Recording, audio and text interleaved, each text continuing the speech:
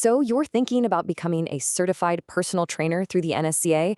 Well, you've definitely come to the right place. We're about to walk through a step-by-step success plan to help you tackle that NSCA CPT exam.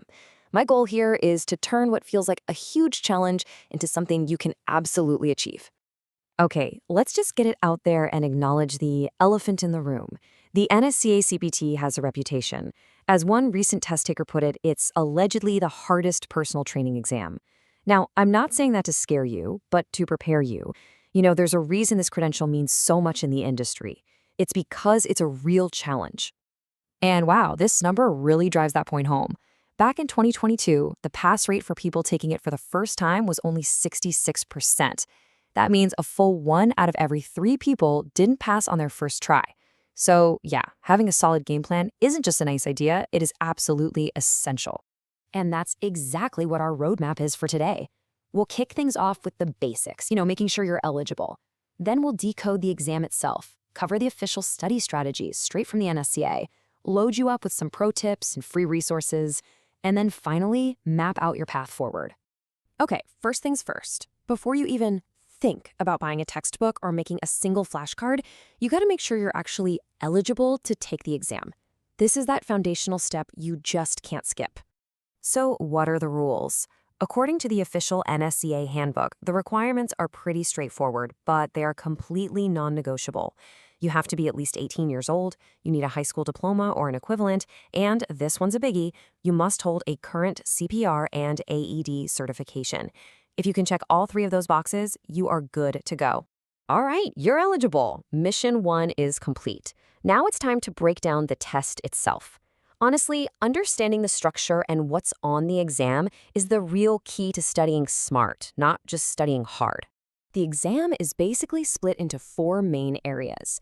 And look at this. The biggest slice of the pie by far is program execution, making up over 1/3 of the entire test. Right away, that tells you exactly where you need to focus most of your study time, on the real-world practical application of training. Let's dig into those numbers a little more, shall we? You can expect 50 scored questions just on program execution. Then you've got 41 on program planning, 32 on client consultation, and 17 on all the safety and legal stuff. Knowing these numbers is basically your cheat sheet for how to divide up your study hours. Now for the logistics. You get a 3-hour window to answer 155 multiple-choice questions. But here's the catch. Only 140 of them actually count towards your score. The other 15 are just experimental questions for future exams. You also need to be ready for about 25 to 35 questions that are based on videos or images, which will test how well you can assess technique on the fly. And yes, don't worry, you will have an on-screen calculator. So what does it actually take to pass? You need what's called a scaled score of 70. And listen up, because this is super important. That is not the same as getting 70% of the questions right. A scaled score is a standard set by experts in the field. It means you've shown the level of competence they expect from a professional NSCA certified personal trainer. Okay, so you know the requirements and you know what the test looks like. The big question is, what does it actually take to get that passing score? Let's switch gears from understanding the what to really mastering the how. This brings us to the NSCA's own recommended study strategies. They really push an approach that isn't about cramming facts. It's about developing a deep, real-world understanding of the material that's actually going to stick with you long-term.